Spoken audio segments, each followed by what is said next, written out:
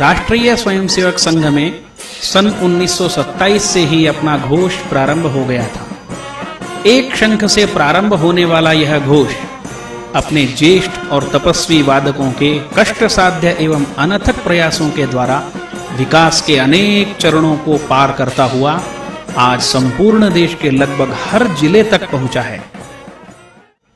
प्रारंभ में शंख, आनक, पणव, वंशी इत्यादि वाद्यों का ही प्रयोग हुआ।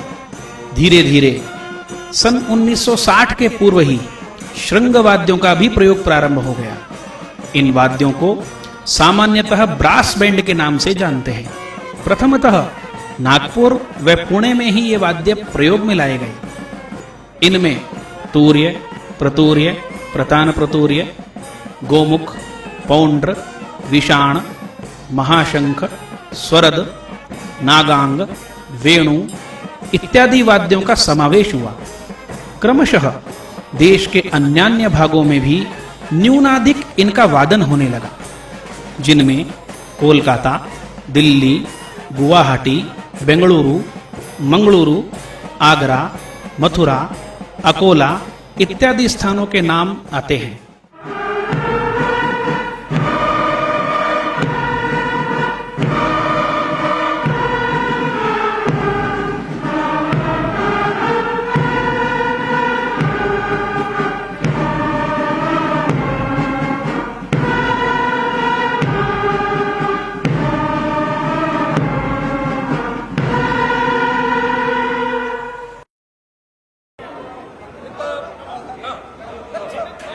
देश के सभी प्रांतों में श्रृंग वाद्यों का शिक्षण एवं वादन विधिवत रूप से प्रारंभ हो, इसी उद्देश्य को ध्यान में रखकर इस 7 दिवसीय अखिल भारतीय प्रशिक्षण वर्ग का आयोजन मध्य प्रदेश के ग्वालियर शहर में किया गया।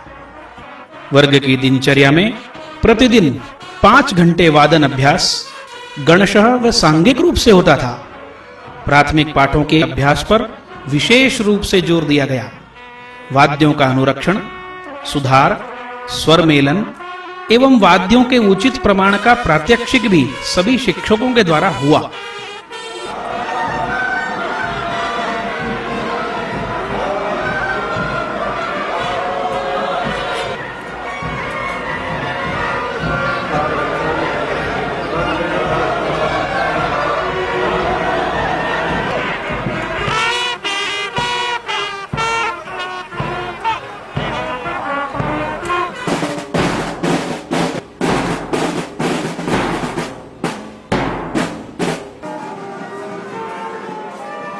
वर्ग में ऐसे ज्येष्ठ वादक जिन्हें घोष साधना में 50 से भी अधिक वर्ष हो गए। वाद्यों का अनुरक्षण, सुधार, स्वर मेलन एवं वाद्यों के उचित प्रमाण का प्रात्यक्षिक भी सभी शिक्षकों के द्वारा हुआ। उत्तम संचलन की दृष्टि से गण समता व वाद्य समता का अभ्यास।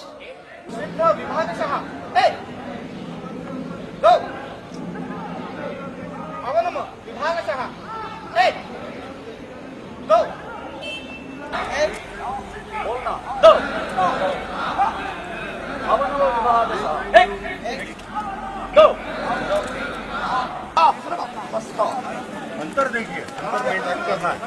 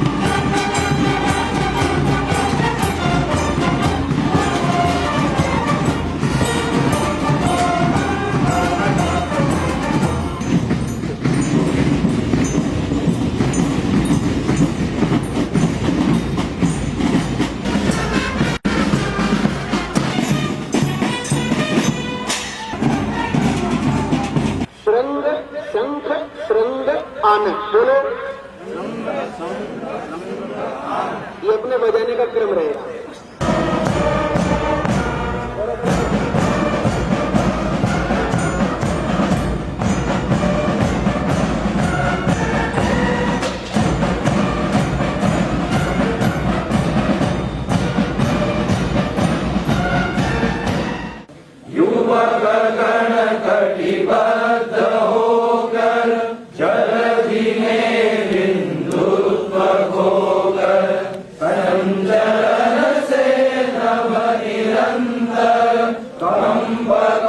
वर्ग में माननीय सरकारेवा श्री मोहन राव भागवत जी का एक दिन का सानिध्य मिला।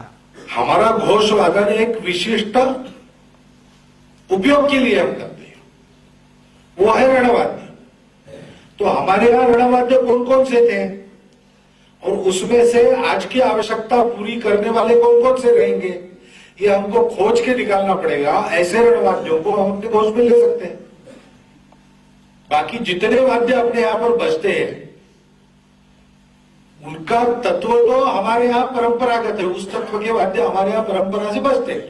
थोड़ा बहुत कुछ उसमें पाश्चात्य रूप आ गया है और अभी वो प्रचलित है सर्वदूर, अपने यहाँ भी हमने स्वीकारा है, लेकिन वो रिप्लेस नहीं हो सकता ऐसी बात नहीं है।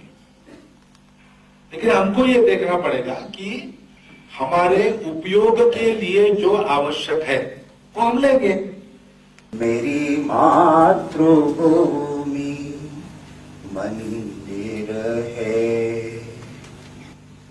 ऐसे ऐसे प्रयास करके वाद्य जमा किए, वादन सिखाने वाले पास लाए और अपना घोष का काम प्रारंभ हुआ। अब शंख सिखाने वाला नहीं था, तो शंख की रचनाएं सुनकर सीटी पर बजाना, सीटी पर बजाना सीखना सुनकर। और यहाँ का पिताजी थे आनंद वादक, उनको वंशी भी नहीं आती थी उस समय, शंख भी नहीं आता। तो नागपुर से वो सीटी पर बजाकर यानी सीटी पर बजाना सीखकर नागपुरा में आना और अच्छे वंशी वादक को सीटी बजाकर दिखाना, वो उसका स्वर वादन पकड़ लेता था और उसके आधार पर फिर शंख वादन। परिश्रम कितना करना पड़ता होगा और कितना ध्यान रखना पड़ता होगा देखिए। क्योंकि इस प्रकार खूब परिश्रम करके घोष का वादन लोगों ने सीखा, सिखाने वाले तैयार किए और अपना अच्छा वादन प्रारंभ। लेकिन पहले से ही ये भी भान रहा और उसके लिए प्रयास रहा कि अच्छा बैंड खड़ा करना हमारा काम नहीं है। कार्यकर्ता निर्माण के लिए ये आवश्यक जो हमारा शारीरिक विभाग है उसके लिए ये साधन है। भारतीय इतिहास संकलन समिति के आदरणीय श्री हरिबाबू वझे। हिंदुओं का संगठन करना, संगठन से सामर्थ्य, सामर्थ्य से संपन्नता और संपन्नता से सार्वभौमत्व, यह है संघ निर्माण करना चाहता है। अपने को क्या देन देनी है विश्व को? ये देनी है कि रण संगीत में विश्व को भारत की क्या देन है, ये हम हमारे परिश्रम से देने का प्रयत्न करेंगे। अखिल भारतीय कार्यकारिणी के सदस्य आदरणीय सु रामण्णा जी का चर्चा सत्र। जीवन में कुछ करना है तो, जीवन में कुछ करना है तो मन को मारे मत बैठो, मन को मारे मत बैठो। वो खरगोश में अति विश्वास था और कछुआ में आत्मविश्वास था। अखिल भारतीय शारीरिक शिक्षण प्रमुख आदरणीय श्री लक्ष्मणराव पार्डीकर जी ने कहा कि घोष विभाग में क्रमशः होने वाले परिवर्तनों को शीघ्रता से स्वीकार करने की मानसिकता व योग्यता होनी चाहिए। साथ ही संघ में घोष विभाग की भूमिका के बारे में उन्होंने विस्तार से समझाया। अखिल भारतीय कार्यकारिणी के सदस्य आदरणीय श्री कृष्णप्पा जी ने भारत में संगीत की महान परंपरा एवं महान संगीतज्ञों की साधना पर प्रकाश डाला। अखिल भारतीय साहित्य परिषद के राष्ट्रीय संगठन मंत्री आदरणीय श्रीधर राव पराड़कर ने संगीत के द्वारा संस्कार की गहनता को समझाया। रात्रि कार्यक्रम में वादकों द्वारा प्रतिभा प्रदर्शन।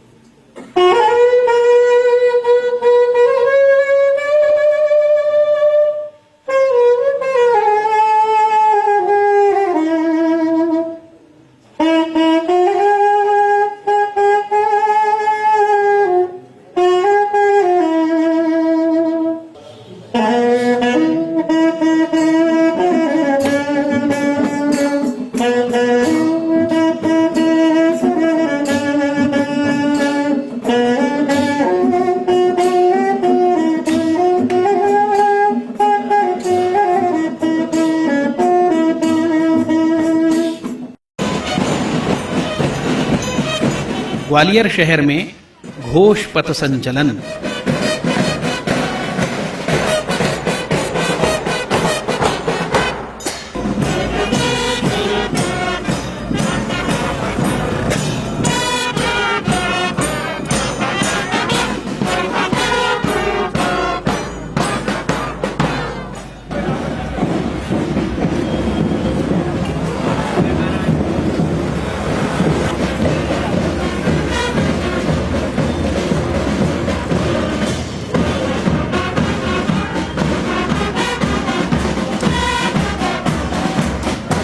ग्वालियर शहर के नागरिकों ने संचलन का भरपूर स्वागत किया।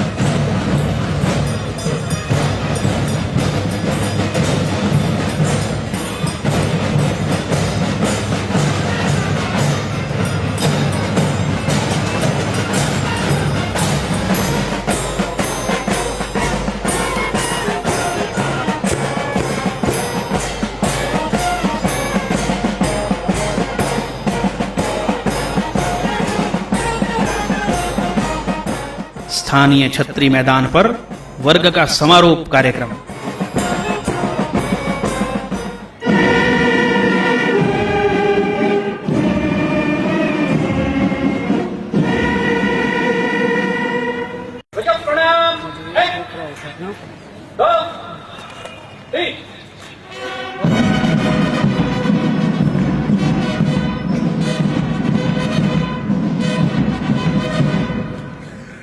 नमस्ते सदा वत्सले मातृभूमे।